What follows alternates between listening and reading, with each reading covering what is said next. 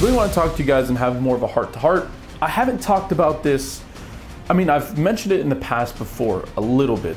Poker is at this spot for me where it's in between the work lane and the not happy lane. I'm in this crossroads where I don't know what to do in the sense of this poker channel.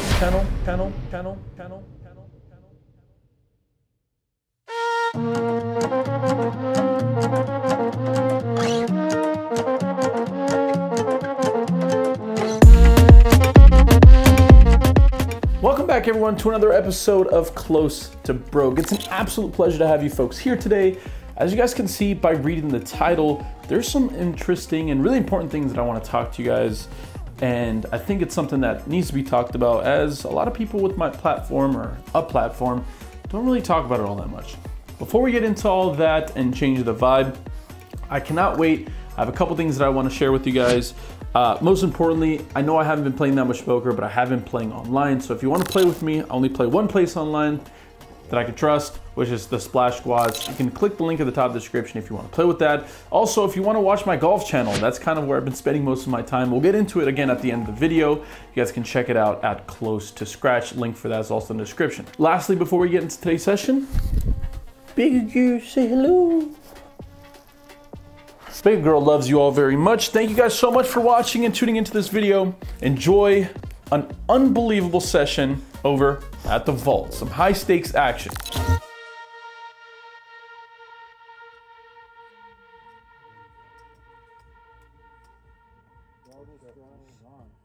In this very first hand of note, this is the very first shuffle and the very first hand that I'm playing in this game, and the stand-up game is on. I have Queen 10 offsuit. There's a straddle to 20, which will be on pretty much the entire night. I'm making $60 to go. We get 3 callers from the hijack small blind and the straddle. We're going off to a flop here that gives us an open-ended straight draw. Obviously, we love the sign of that. Making the nuts here would be really, really good.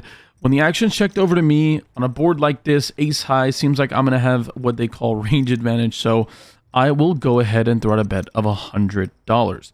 Only the small blind makes a call. We're going over to the turn card that is a miraculous 8 of spades. We now have the stone cold nutter butters. This is pretty exciting. With the action checked over to me, my job is to get as much money in the middle as humanly possible. So now I decided to throw out a pretty big bet of $300. If I'm being quite honest, going even bigger probably makes sense here. I'm now just going into exploitative land and just trying to get called by hands that I think can definitely improve. The lower side of the straight, sets, 2 pairs. There's a ton of hands for my opponent to have here from the blinds. Like I said, I feel like he's going to be weighted a lot more to top pairs, straights that now come in, or middling 2 pairs. All that to be said, our opponent calls, which makes this pretty exciting, hoping for a brick of a river, and by gosh, it does, as it comes out the 3 of diamonds. Once again, this changes absolutely nothing. I'm still here with the nuts, which doesn't happen all that often, it feels like. And once again, with the action checked over to me, I am in between a little bit of a discrepancy. I realize that I can go big here and just bomb it for like 1,000 or 1,500, you know, a little bit over the size of the pot.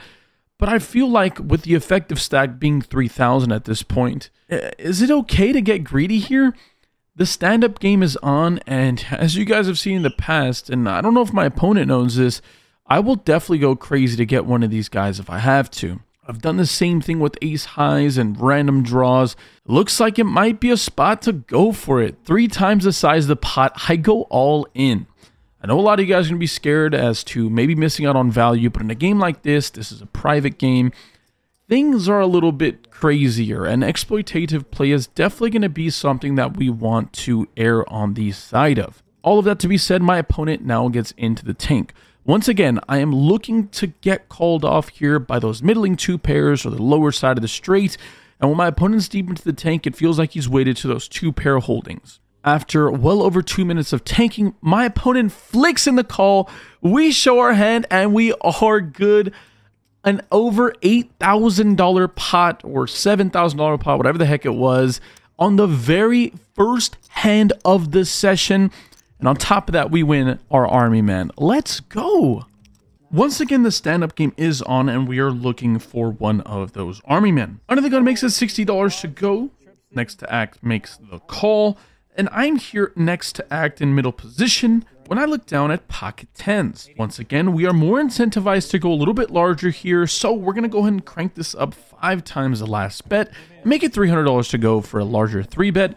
Once again, we cannot allow these people to get to this flop for cheap, as there is a huge incentive to win the army man pre-flop, and to take down this much money pre-flop without any aggression would be wonderful as well. All of that plans come to nothing after we get a cold call here from the big blind.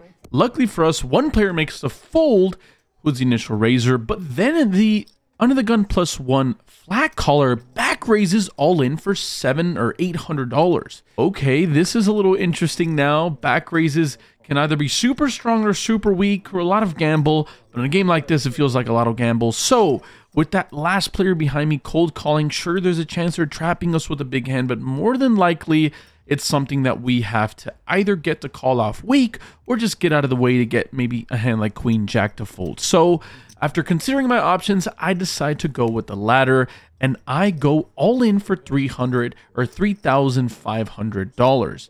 Like I said, my goal is to get the other person out of the way. We don't want to go 3 ways off to a flop with a hand like pocket tens. Heads up makes the most sense. Our opponent tanks for quite a bit of time before reluctantly letting his hand go after saying we're probably sharing each other's outs. All that to be said, we are heads up in a big spot here with nearly $2,000 in the middle, or just over that I should say. We're running this board out twice here, looking to go big once again. The first board comes out flopping us a set here, y'all. Run out looks like a couple of set of bricks to me. The second board, oh my gosh. We flop another set. Oh no. Run out gives us a boat. We showed on our hand, and it is in fact good. Let's go. Back-to-back all-ins to start off the session, and back-to-back army men wins, and back-to-back huge double ups. Let's go. After quite a bit of positive run good in the last couple hands, we have another fun hand. Stand-up game is on once again, and once again we are looking for an army man. I look down at 5-6 of hearts after the under the gun player limps. I'm next to act, and I isolate to 100. Once again, gotta make things a little larger here, as nobody wants to fold. We gotta make them fold. That does not go to plan. Once again, after middle position cold calls, the big blind cold calls, and then the limper calls as well. We're going off to a flop here that is not one that I want to be betting, as it comes out queen, queen 4, rainbow. Luckily for us, the action checks through, and lucky because the turn card gives us a plethora of outs. Comes out the 8 of hearts, improving me to a gutter ball to the straight, as well as the 6 high flush draw. At this point, something interesting happens when the limper decides to lead out for about half pot. A little bit of cause for pause here. I consider bluffing by raising here, but I feel like it's going to be really tough to credibly represent anything. I'd either have some really big slow plays like maybe ace-queen, pocket queens for flopped quads, but outside of that, not a lot of hands that I think I can be having here. So I elect to go ahead and just call here, although in retrospect, I feel like raising makes the most sense because we've got to have some bluff raises. I don't think I want to raise with the nut flush draw that often because it has some showdown value being ace high. In a spot like this with 6 high, just calling feels like a disaster, especially with players behind. But c'est la vie. Other players fold. We're going heads up to a river card that comes out the deuce of clubs. That's an absolute brick. And when the opponent checks it over to me, I consider making a bluff now that we have 6 high and one of the worst hands I'm ever going to have here. But we're taking a note out of the book of just common sense. When my opponent bets the turn, there's a very small chance that our opponent is going to have a hand that is going to have a bluff. Considering I have 2 hearts in my hand, it's going to be a little tough for them to be bluffing with the flush draw themselves that limps under the gun. So they're going to be weighted to a lot of pairs. And on a river card like this, I promise you, people do not like folding, ever. If they have a hand like pocket 5s through pocket 10s, they're never going to fold this river no matter what. So even though it pains me to check back 6 high because I'm never good here, I decide that there is no reasonable bet, especially with the army man game being on, that will realistically get through, as both him and I need one. So I go ahead and check it back. Unfortunately, Studio Paul shows 9-4 of hearts, so if a heart came, that would have been absolute disaster. Luckily for us, it does come a brick on the river, and we're just able to save some money and check it back. It would quickly remind me that he was obviously going to call that river, so I don't know. Let me know how you guys think I should have played it in the comment section down below. What is he doing? How does he do it? I put on the Hollywood as well. Things are starting to heat up here when middle position makes it $40 to go, and middle position player number 2, the recycler, decides to 3-bet to 150. The small blind cold calls, and I'm in the big blind with ace-7 of spades.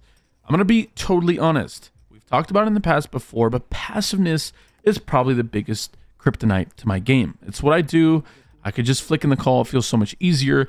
But with a hand like ace-7 of spades, I think sometimes mixing in a really nice squeeze 4-bet here makes the most sense. But, yeah, I decide against it, decide that I'd rather go multi-way here. We can make the nuts. I mean, a couple of spades come out. So I just flick in the call. The initial raiser decides to call as well. And we're going off 4 ways to a flop, where we get top pair. Not that bad. And when the action checks the initial raiser, he throws out a tiny c-bet of $100. With $600 in the middle, this, to me, is going to be weighted a lot to middling pairs that don't really know how to continue. They don't want to give up the betting lead, but they also don't want to check it through and allow people to just get their draws or hit their cards for free. I like this bet, but with the action over to me after a few folds, this is an easy spot for us to go ahead and do something a little different, a little exploitative, a little dangerous. I race at 315. Taking down the pot right now would be great. Winning the Army Man game would be great as well. And moreover, this is still a pure spot to raise for value, at least against this sizing. Initial raiser folds, and then the 3-better, the recycler, comes along with the call. We're going off to a turn card that ends up pairing the board with an 8 of diamonds. Once again, with the action on me, I think now we can go back into the exploitative realm and continue betting for pure value, as well as a little bit of equity to now if our opponent happens to have a straight draw. I go ahead and bet $200. Like I said, we're 100% in the exploitative world. There's no little grinder thingy finder that will tell you how to play this like this. But to me, my job is going to be to extract as much value from specific hands as possible. Pocket kings, pocket queens, pocket jacks, straight draws are all going to have to call for this sizing. And like that being said, our opponent does in fact make the call. With the river card coming out of deuce of diamonds, once again, all the draws miss. And although checking here does make some sense, I feel like throwing out a small bet and dictating my price and not having to face a really big bluff makes the most sense. We can still get called, like I said, by a hand like possibly like Jack 10, Queen 10, King 10, pocket kings through pocket jacks. So I flick out a $400 bets. Again, a really fun small sizing here, like 25% of the pot. My opponent is in obvious disgust and pain, thinks about it for quite some time before eventually making the call. We show our hand and we are good, taking the recycler to Value Town, inflicting maximum pain. That was one of the most fun hands we've played in a while. You greedy motherfucker. Well, if you haven't caught on already, the recycler will be the star, our antagonist in today's session. We play nearly every single hand together. In this next spot, early position limps for 20. There's an isolation raise to 60, and I'm in the big blind, and I look down at 10-9 offsuit. Once again, passive play is going to get the better of me. I just flick in the call here with a hand that's pretty bad. But again, I'd probably be calling anyways, but, you know, that's neither here nor there. The early position limper calls as well. We're going off to a flop 3 ways, where we flop middle pair and a backdoor flush draw. Luckily for us, the action ends up checking through on this ace-high board, and the turn card comes out the Queen of Spades. We now improve to some extra equity by way of a flush draw. With the action checked over to the limper, he takes over the betting reins and bets 75. The initial raiser decides to call by coming along. That invites me in there with a decent price to draw out, as well as the odd chance that we're still good with our middle pair. So I make the call as well. The overcall, we're going to the river card that comes out the Jack of Hearts. Once again, not a great run out for being all that fair. So after a bit of thinking, I decided to just check it through. I think that there's no value here in trying to get somebody to fold out slightly better.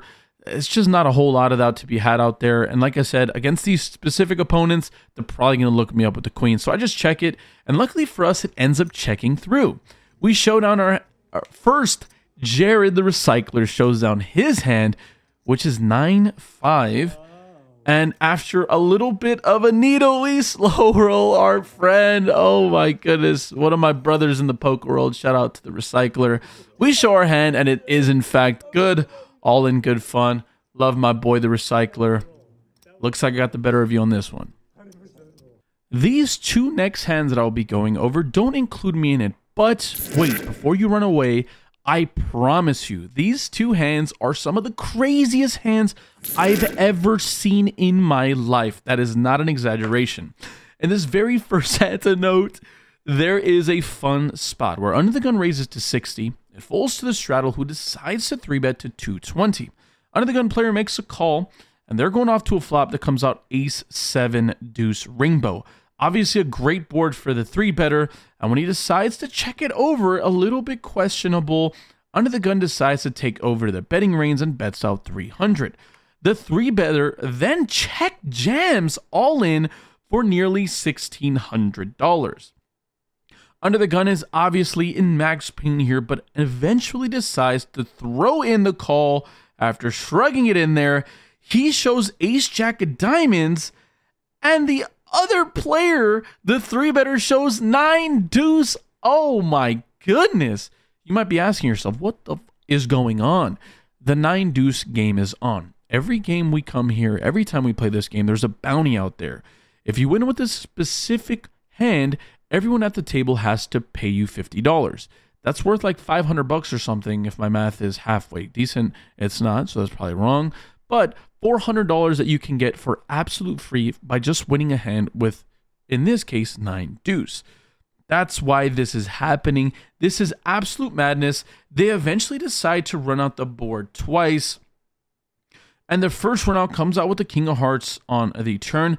And then the river comes a 9 of spades. Oh my goodness. That is a gross speed, but luckily there is another run out. Hard to lose 2 boards here, but oh my god, the second board comes with the deuce of spades on the turn. There is no ace on the river to save our friend, and oh my gosh, the dentist takes down a huge pot and also wins the bounty. That is one of the sickest hands I've ever seen. I'm so happy I got some video so that you guys could see this absolute shenanigans going down. Oh my god. To close out today's session, we have one more fun hand to go over. Under the gun makes it 60. I'm on the button. I like down a king jack offsuit. Definitely a hand you just want to be pitching into the muck or 3-betting here. I do none of those options when I just flat call. Like I said, passiveness will be the death of me. The big blind calls, and so does the straddler. We're going 4 ways off to a flop where we make top pair on a monotone board texture. No flush draw for us here. Our jack is in fact the jack of spades. So with the action going over to the straddler, he decides to throw out a little lead ball. The Recycler makes it $200 to go. Actions folded to me, and with top pair here, I think this would be ridiculous to fold. We can still be ahead of big draws, and our top pair can just be ahead of a hand that is an inferior top pair. I make the call. The big blind folds. We're going off to a turn card that comes out the innocuous 9 of hearts. I say it's innocuous because I don't think it improves many hands. Maybe some random hand like ace 9 offsuit with the ace of clubs adds a little bit of equity, but at the end of the day, shouldn't change a whole lot. Oddly enough, my opponent just rips it in. The Recycler makes it $940 to go all in. Yeah, this is scary now. This is an over pot size bet. Not often that happens for a bluff, but again, this is the Recycler. Many things can be happening here. This guy could be recycling, or for all I know, I really don't know. This guy is an absolute psychopath. He can have anything here. And some really fun table talk and banter actually ends up occurring. I want you guys to listen in here.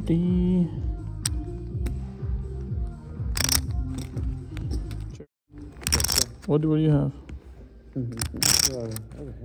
Do you want me to call or to fold? But like, what do you have? I don't want to call and be drunk, Dad. That would be fun. I want you to call me, and then you decide however many times you want to run it. Okay. I just don't want to call me drunk dad. You're not drunk dead. Drunk dad. You're going after that club dry now. Nope. I would call them. I think my top pair is good right now. All right, I'm gonna do something that's like a super sick deal. I'm gonna call. If I'm ahead, you can take half your bet back. If I'm behind, then you can keep it all out. Okay. Okay? I have King Jack. That's not North Indian fucking math. I have deuce 9. Oh, that's sick. 2 times, please. Every day of the week, this is gonna be a naked ace high flush draw or some random punt or whatever. I flick in the call here, and my opponent shows me the 9 deuce off. Oh my god. I guess, in fact, that 9 did change everything. We had our opponent drawing nearly stone dead on the flop, and he hits the miracle card on the turn, the offsuit 9. I'm in absolute disgust here, frustration. We run out the board twice here. An ace and a 6 aren't going to cut it. Unfortunately for me, we end up losing this monstrous pot of nearly $3,000. Good hand to you, Recycler. Everything is well that ends well.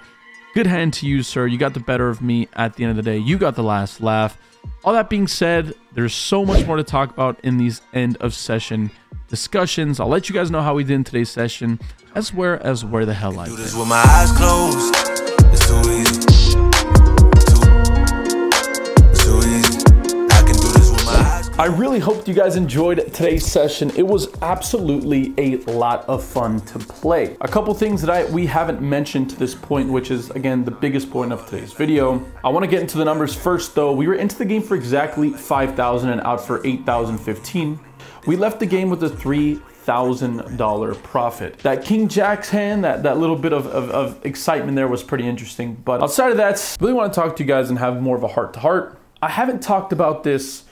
I mean, I've mentioned it in the past before a little bit, but there's a lot going on in a lot of people's lives. And look, it's almost embarrassing to complain, not complain, but it's almost embarrassing just to say anything, or at least that's what you're triggered to in your mind when you have a fruitful life, honestly. We get to wake up every day in this beautiful country and we get the opportunities. You can still have a great life, but there could be something in your head or in your mind or in your spirit that's just a little off. And I could feel myself over the last year really dealing with a lot. And it's something I've always had. I deal with severe anxiety and depression. It's what I've talked about in the past a little briefly, but I thought that I could shed some light on it and talk about how I'm tackling it and how it's affecting this channel, I guess. To be quite honest, I haven't played poker in a long time to play poker first. I feel like I've been playing poker to make content, if that makes sense. You know, hear me out. I'm at a crossroads in my life where I see things that clearly don't make me happy, things that are work, and then things that I want to do because I can think they make me happy. I'm struggling with where to put each of these things. Poker is at this spot for me where it's in between the work lane and the not happy lane. And the reason being is that poker's a lone wolf thing. There is just something that's so just dog eat dog, if that makes sense. That's why I've always mixed in the giveaway or philanthropic work that I do with the WSOP things where I bring out a bunch of people, a bunch of subscribers. Stuff like that has always brought me joy. Playing poker in and of itself doesn't. It doesn't bring me the happiness that it once did when I was first getting into poker. There is so much politics that I'll save for another video if I ever decide to make it, that makes poker not fun. The whole content side creation of poker is also very political. And this like life that we've set ourselves as content creators, you're always like glued to the numbers and the success of your channel, and you associate all of your happiness with that. And that's the problem with poker too. All that to be said, I am kind of at a crossroads. I'm trying to figure out, and I mentioned it a little bit in the bankroll challenge, the first episode, where I said I might start doing challenges to make poker fun for me again. The severe depression and anxiety that I've been dealing with, I mean, if it wasn't for you guys, I don't know where I'd be, and for my family and my close friends. Thank you to everyone. It has been a really, it's a weird part of my life, you know? I'm not on a big downswing. I'm actually on a pretty great upswing. And I don't even know how to explain it. I don't know if there's words. Maybe you guys can help me describe what I'm feeling right now. I think a lot of my struggles and what I'm dealing with also stems from my lack of nutrition or working out. And that's kind of how we roll over into the second part of this discussion, which is what does make me happy? What isn't work? What do I treat and I have fun with and provides me happiness and joy? And that is obviously giving back and that kind of stuff. You know, I love Christmas for giving gifts, not for receiving them. The joy that I get from giving is just so much more. The gym and working on my fitness and my health, as well as the golf channel. There is so much happiness that I have been receiving from just getting after it and being competitive again. I played sports my entire life. I was set to be a Division I athlete at the football level, but unfortunately, due to some circumstances, as almost everyone gives you the same story, things didn't pan out the way they should have. And then I found poker, and that was my next competitive outlet. Since then, I've kind of been eager and wanting. I did bowling, and I've always jumped around on things, and golf is something I've really latched onto, and it helps that I made a 6-figure bet, which is kind of keeping me accountable. But I've changed my life. I wake up really early. I've lost a frick load of weight already. I don't know if you guys can notice, you know. I'm in the gym every 5 days out of the week. It feels great. And that kind of stuff has been bringing me happiness, if I'm being fair. So I'm in this crossroads where I don't know what to do in the sense of this poker channel. I don't think this is the end, you know. You obviously saw this video, but I've always held myself accountable and I do really well with schedule and structure. And I went from 2 videos a week to 3 videos a week for a year and then back down to 1 video a week, and I ended up missing uploading last week. And I just honestly had no drive to go play the game of poker. Kind of in this really weird crossroads where I kind of want to do stuff that makes me happy. And I don't know if that includes a ton of poker, if I'm being totally honest, or if I do things that I can mix poker and happiness and challenge, and that I think will bring me the competitive edge back and the excitement. Don't get me wrong, if there's an opportunity to play on stream, on The Hustler, I'm always gonna take it because I think that's fun and really great for the people. If you guys ever need some help or want somebody to cope with or anything, I mean, reach out to a loved one, a friend. Trust me, they care. I didn't think nobody cared, and I talked openly about it to my closest friends and my family, and fuck, I was surprised at the way they reacted. They cared almost too much, more than I did especially, and that kind of reinvigorated a want and a drive to be better as a person and to be better mentally speaking. You can always follow me on Instagram and DM me, and over the free time, I love responding to you guys. Comment down in the section below if you're dealing with something like that yourself. Like I said, I felt like I owed it to you guys to talk open and honestly about what's going on in my mind.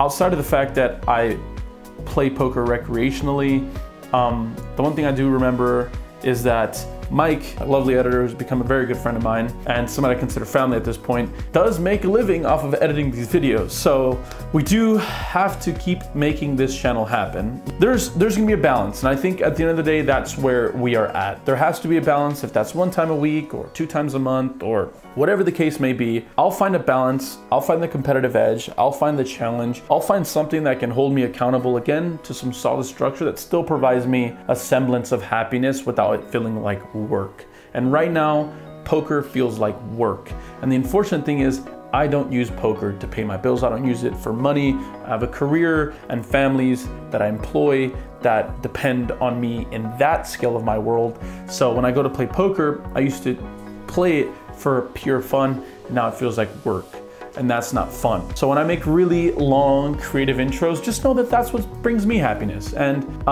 if you guys have to put through with watching 40 extra seconds of slow-mo clips, just hear me out, how I get enjoyment out of the process. So to put a bow on it, I'm not saying I'm leaving. I'm just saying that I'm looking for some advice or I'm looking for some structure. I'm looking for something that's gonna keep the competitive juices flowing. Until then, I gotta go out to play some golf, practice with a coach, then I gotta get my day going. I can't thank you guys enough for watching these videos and supporting them. I mean, I truly, from the bottom of my heart, and I mean this when I say it, I'm looking to you right now. If it wasn't for y'all, I don't know where I'd be at. So I just wanna thank you guys all from the bottom of my heart.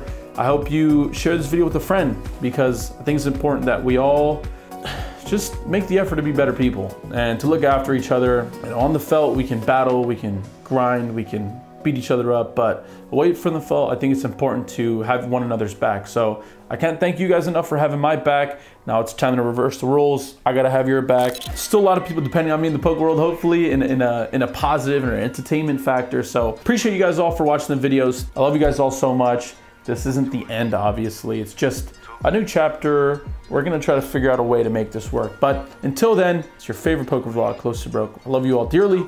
Come here, Bee Cooker. Say goodbye. Bye. Doses. I can do this with my eyes closed.